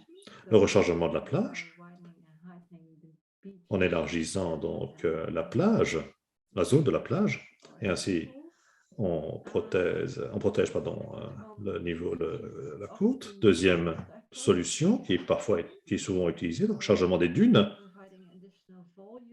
Donc on grossit le volume des dunes afin d'éviter les inondations. C'est une solution qu'on utilise moins souvent parce que nos dunes sont déjà relativement élevées.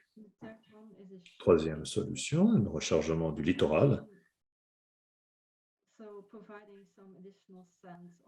Donc, rajouter du sable sur la zone du littoral, ce qui permet également de recharger la plage dans son niveau supérieur. Ici, une analyse d'une expérience de rechargement du littoral. Nous avons donc lancé une phase de rechargement et nous avons entamé une campagne d'évaluation et de contrôle pour vérifier si cette stratégie a bien rechargé également les plages supérieures. Donc, c'était une expérience. On ne le fait pas trop souvent. Il est très rare qu'on procède à des rechargements du littoral, vu la situation de notre côte. Pour l'instant, l'impact positif n'est pas suffisamment clair. Donc, la plupart du temps, ce que l'on fait, c'est du rechargement de plage. Et ici, vous avez une image de la ville d'Ostende avant 2004. Donc, il n'y avait pas de plage surélevée, d'où peu de sécurité. Donc, nous avons décidé, à partir de 2004, de recharger cette zone. Ici, vous avez une image vous montrant les travaux de rechargement. Et ça donne suffisamment de sécurité pour supporter de plus grandes tempêtes. Un exemple ici, du centre-ville d'Ostende, où nous avons combiné des mesures dures et douces.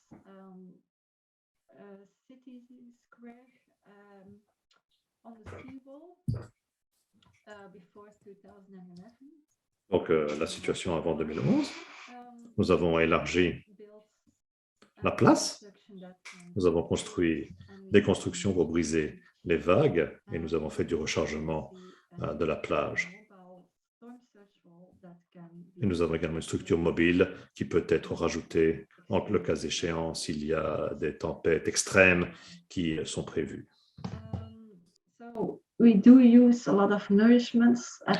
Donc, on fait beaucoup de remplissage sur nos côtes. C'est assez efficace.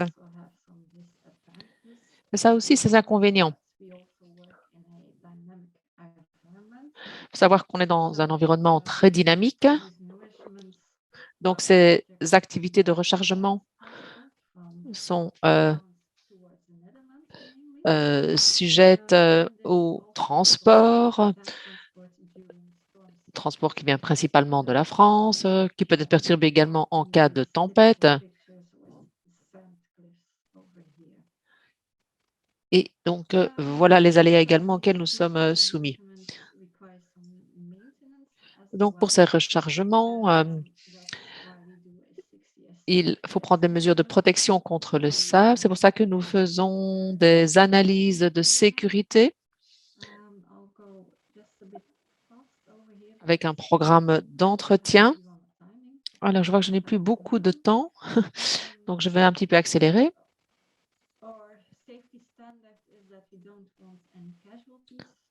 Bien évidemment, nous voulons éviter toute victime suite à la tempête. Donc, on veut s'assurer que les débordements ne dépassent pas la digue, pas de brèche dans les dunes et les digues. Depuis 2011, nous avons rechargé 13,2 mètres cubes de sable. La plupart de ce sable est extrait de zones autorisées. Donc, nous avons des accords avec le gouvernement fédéral belge afin de pouvoir utiliser ce sable, de pouvoir l'extraire de certaines régions ou zones spécifiques.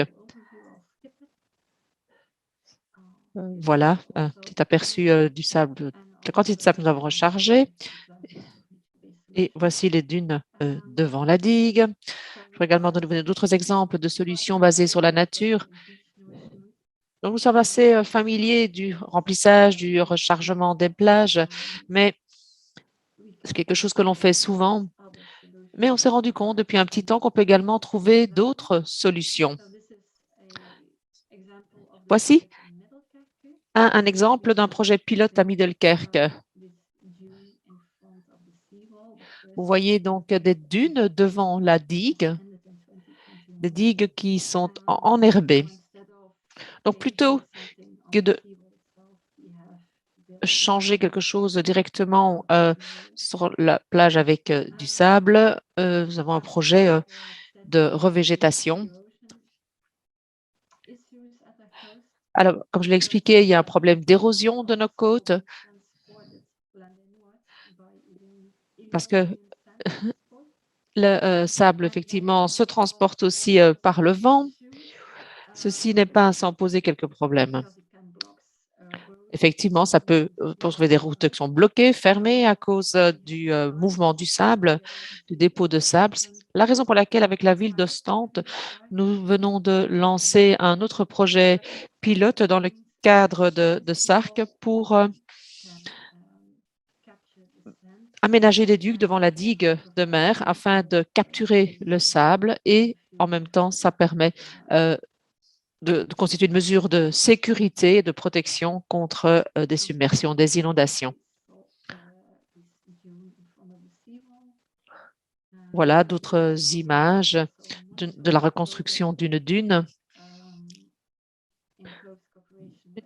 Nous faisons également du suivi par drone en collaboration avec l'université. Mon tout dernier slide concerne le projet Coastal Vision.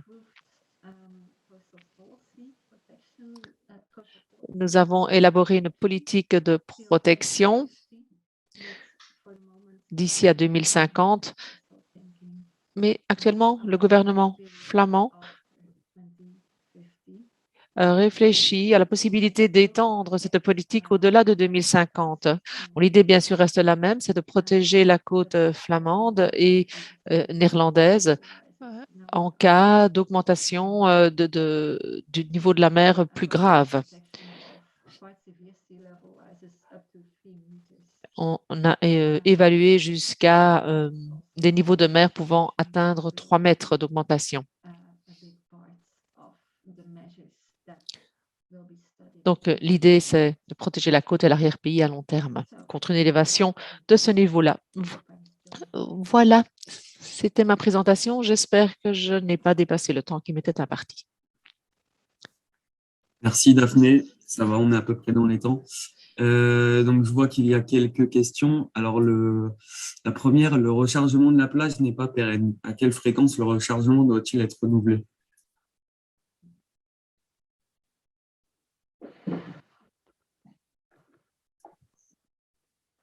Well, we have this, Alors, on fait une évaluation de la sécurité tous les 6 ans. Nous procédons donc à cette étude tous les 6 ans. Et c'est ça, la base de notre programme de rechargement. Et donc, ça nous permet de savoir à quel moment il faut recharger et aussi avec quelle quantité. On essaie de recharger tous les 6 ans, de recharger nos plages tous les 6 ans. Donc, on ajoute des volumes de sable en espérant que ça tienne pendant 6 ans, que ça permet d'éviter l'érosion sur une période de 6 ans. Ok.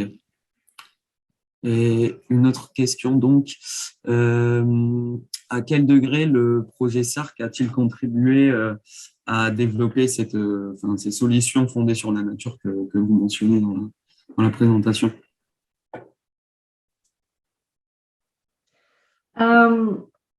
well, the thing is, we En work fait, on collabore étroitement avec les communautés de la côte. En tant que gouvernement flamand, nous pensons vraiment que ce type de solutions basées sur la nature peuvent fonctionner, mais pour cela, il faut changer les mentalités, changer notre manière de voir les choses.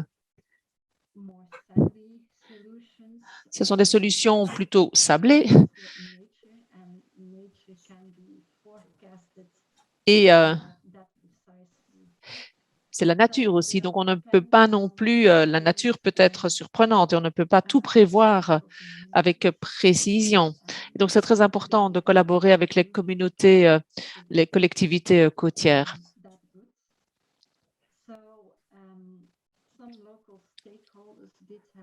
Certains acteurs locaux avaient des doutes quant à la possibilité de recourir à des solutions basées sur la nature. Avec le projet SARC, on a pu mener 2 projets pilotes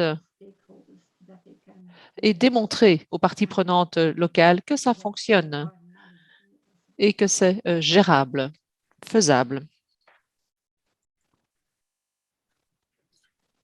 Ok, merci. Alors, il y a une toute dernière question, si vous pouvez faire une petite réponse rapide. Quand vous reconstituez des dunes sur le front de mer devant les digues, est-ce que vous avez des problèmes ensuite dus à l'érosion de ces dunes?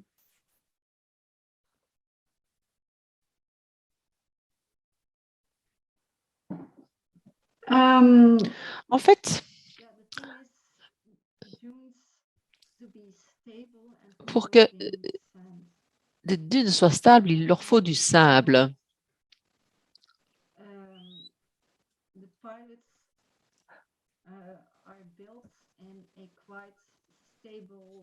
Donc, les expériences pilotes sont menées dans des parties stables de la côte, là où il n'y a pas d'érosion sévère. Ok. Merci pour cette réponse. Merci pour cette présentation. Donc, alors maintenant, nous allons passer à la présentation de Quirijn Loder, qui travaille sur les défenses côtières à la Rijkswaterstaat et qui va nous parler du contexte néerlandais. Pauline.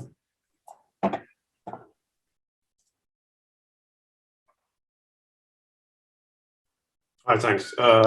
Hello, my name is Kieran Loder. Bonjour, je m'appelle Kieran Loder.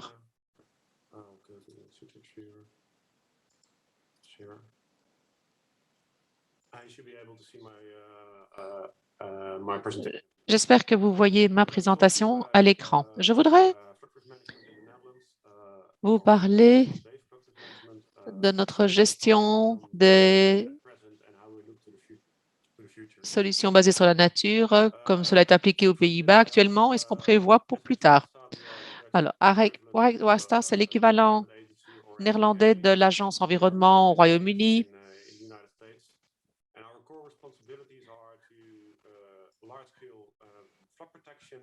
En fait, notre responsabilité, c'est de faire de la protection, d'assurer suffisamment d'eau propre, d'assurer la qualité de l'eau, donc de gérer les flux de trafic. Ça fait également partie de nos obligations. Et nous avons aussi pour devoir de fournir des informations fiables et utiles. Nous avons environ 8 000 personnes qui travaillent pour nous. Nous faisons partie en fait du gouvernement national. Alors, très brièvement sur ce slide, je voudrais surtout m'attarder sur cette partie-ci. Nous sommes partie opérationnelle du ministère. Les politiques sont élaborées par les responsables en la matière. Ce ne sont pas nous qui élaborons ces politiques. Je pars du principe que tout le monde ne connaît pas notre pays. Alors, quelques images concernant notre ligne côtière. Il y a la partie du delta au sud avec des barrages, des dunes. Alors, des villes avec des systèmes de protection contre les inondations, les submersions. Et vous voyez, ces plages peuvent être très, très peuplées, très fréquentées quand la météo le permet. Ça veut dire qu'il y a beaucoup de pression due à l'activité récréative. Et au nord, des îles qui sont séparées de la ligne côtière du front côtier et qui représentent également des parties à protéger.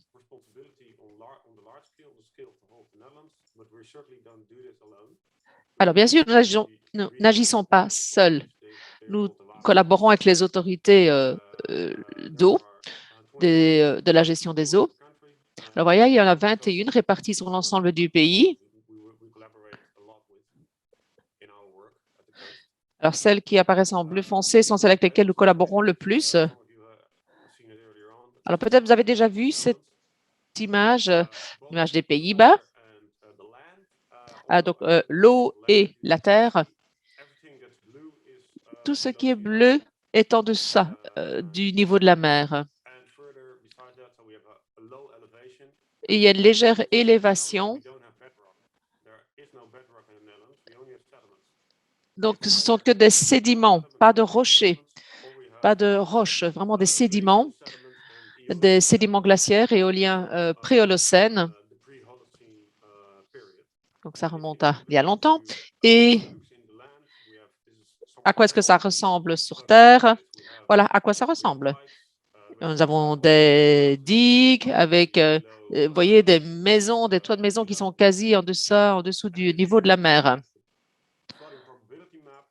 Pour ce qui est de la probabilité des inondations, parce que bien sûr, il y a une corrélation entre les sédiments et les probabilités d'inondation.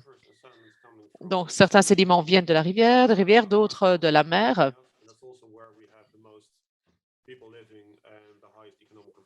Et malheureusement, ce sont là aussi où il y a le plus de vie, où il y a le plus d'habitations.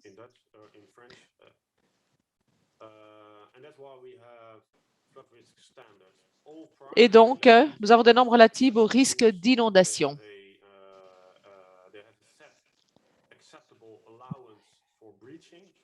Alors, il y a des indemnités en matière d'inondation. Tout cela est prévu par la loi.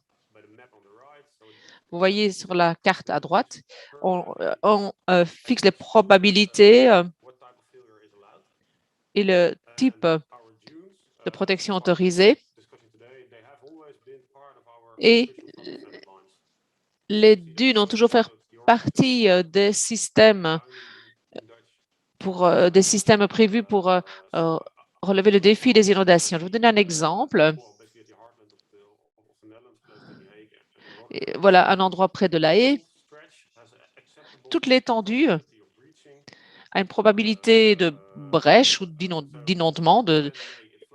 Donc, c'est 1 sur 30 000 de probabilité acceptable de brèche. Alors ici, vous voyez les dunes officielles contre les inondations, la zone inondable sous le niveau de marée ou en cas de tempête. C'est un peu le même type de présentation que ce qu'on a vu dans la présentation du conservatoire du littoral. Alors voilà, des plages et des dunes qui sont des systèmes intrinsèquement dynamiques qui réduisent la perte de terre et le risque d'inondation de l'arrière-pays tout en offrant des avantages importants en termes d'agrément et d'environnement.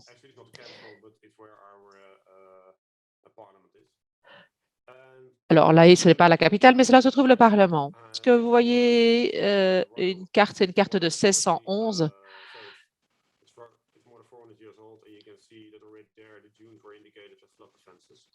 Et voilà, les dunes y étaient déjà indiquées comme défense possible. Alors, on discute beaucoup pour savoir si les dunes peuvent fonctionner contre les inondations. Certainement, si cela est bien géré, bien entretenu. Bien sûr, il y a des défis comme tout le monde, comme chez tout le monde. Si on prend un transect côtier et on peut imaginer des vagues qui arrivent, donc ça va une certaine profondeur du profil côtier va se développer. Alors, la vague s'élève ou la même vague, la même houle apparaît à un niveau supérieur. Ça va éroder le trait côtier et il va y avoir de la sédimentation de sable dans les parties plus profondes. Donc voilà, sédimentation sur la ligne côtière.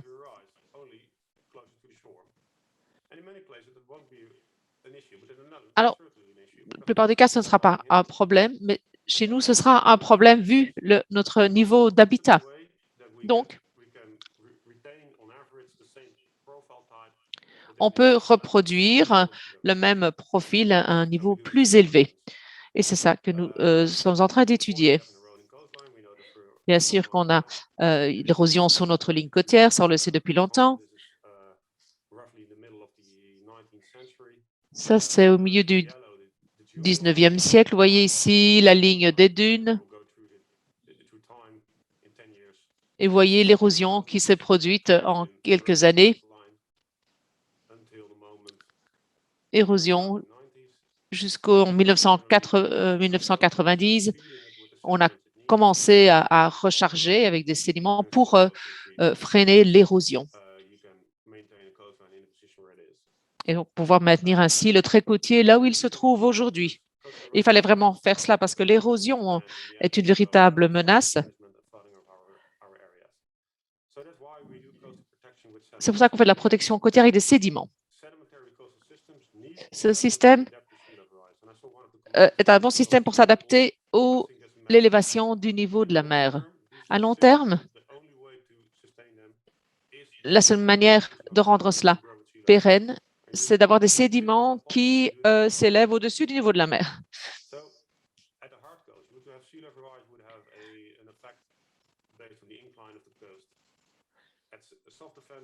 Alors, la soft coast, la côte douce, comme on le dit, on sait comment ça se passe et c'est la raison pour laquelle notre stratégie vise à recharger la côte avec des sédiments. Bien sûr que nous voulons que notre système de dunes augmente avec l'augmentation du niveau de la mer. Et pour cela, on ajoute les sédiments nécessaires. Et donc, on prend du sable d'une partie et on l'amène là où c'est nécessaire. Alors, la question est de savoir que faire par rapport à l'élévation au niveau de la mer à long terme. On recherche des solutions comme celles présentées par Daphné, donc avec des villes qui peuvent s'adapter petit à petit à l'élévation du niveau de la mer. Donc, des structures qui soient adaptables, flexibles. Donc, il y a pas mal de recherches en cours à ce sujet. Alors, ça, c'est déjà bien connu. C'est un nouveau domaine et en même temps, il y a déjà pas mal de choses qui ont été faites. Et je voudrais susciter votre intérêt par rapport à ligne directrice internationale sur les caractéristiques basées sur la nature et la gestion du risque d'inondation. Ce sont des NNBF, ces lignes directrices sont gérées par différentes agences qui sont disponibles en ligne et ce sont les lignes directrices qui vous permettent de voir comment mettre en place des spécificités basées sur la nature pour protéger les côtes. Il y a également des vidéos qui montrent comment mettre en place ce type de mesures. Donc, n'hésitez pas à consulter tout cela. Voilà, j'ai terminé. Je reste bien sûr à votre disposition si vous avez des questions. Très bien, merci Coraline. Alors, on va peut-être attendre quelques instants, voir si on a des questions par rapport à cette présentation. Je voulais savoir, aux Pays-Bas, quelle est la proportion du trait de côte, si vous avez une idée, qui est plutôt défendue par des solutions fondées sur la nature, et quelle est la proportion des défenses en dur? Est-ce que vous avez une idée ou...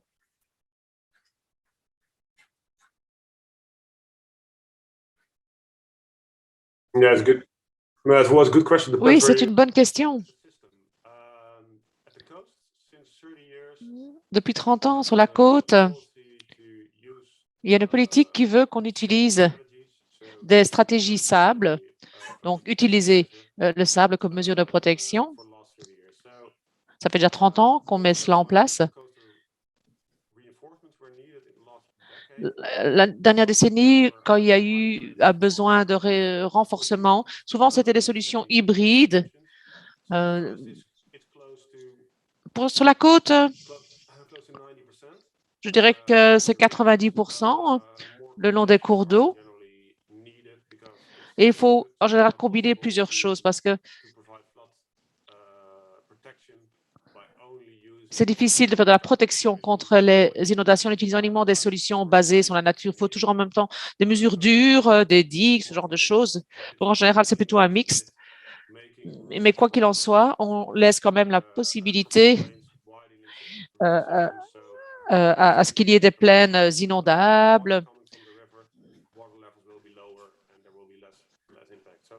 Donc, c'est souvent un mix, mais sur la côte, je dirais qu'on est certainement près de 80 à 90%. Ok. Très bien, merci pour cette réponse. Alors, pour l'instant, il n'y a pas l'air d'avoir d'autres questions.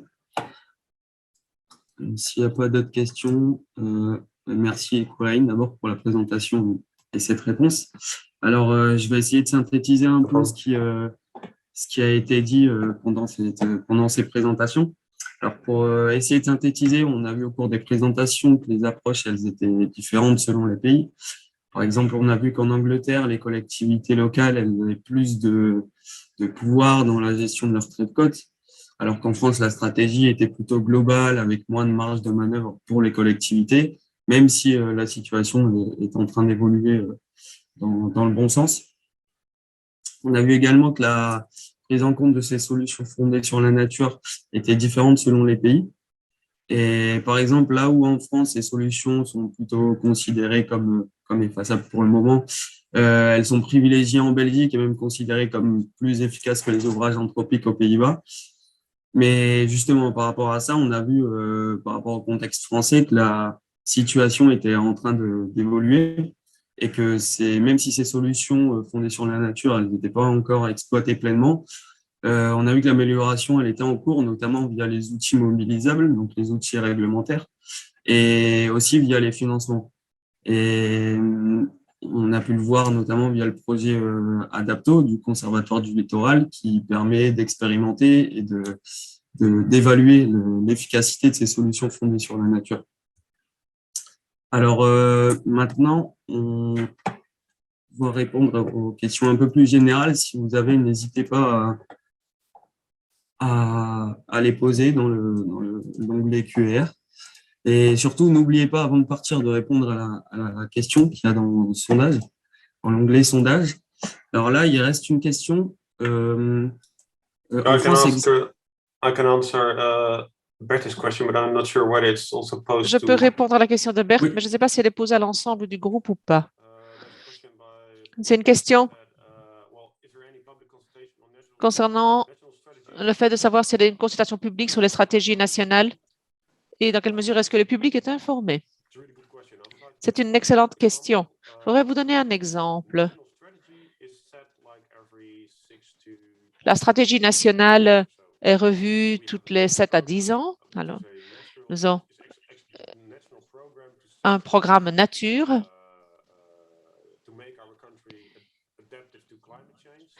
pour rendre le pays résilient vis-à-vis du changement climatique, pour qu'il s'adapte au changement climatique.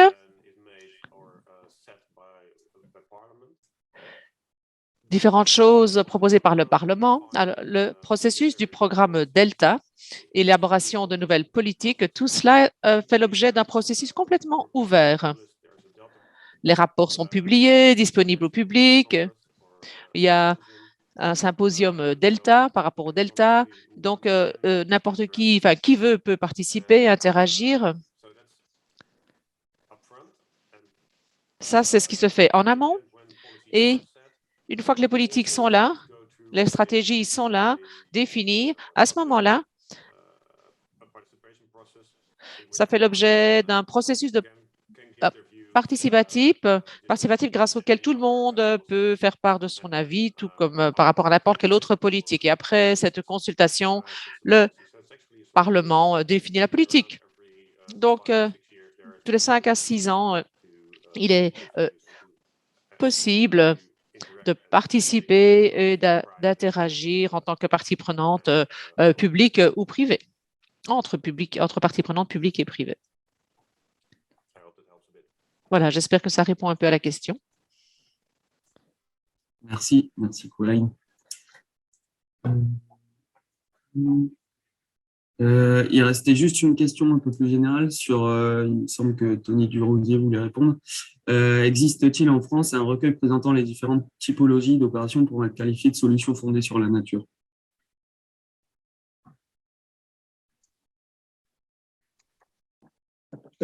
À l'heure actuelle, non, il n'y en a pas encore, mais on a travaillé sur un recueil un petit peu d'explications avec l'Observatoire de Bretagne, d'environnement de Bretagne. Je vais vous mettre sur le chat en fait pour télécharger ce document et qui reprend un petit peu ces solutions et les autres solutions. Je voulais rebondir également sur la question de François Sider pour l'Adria Lot de France. Effectivement, la question me paraît très intéressante parce qu'il me semble qu'à l'aune des présentations qui ont été faites, on ne met peut-être pas tous la même chose derrière l'expression solution fondée sur la nature suivant les pays.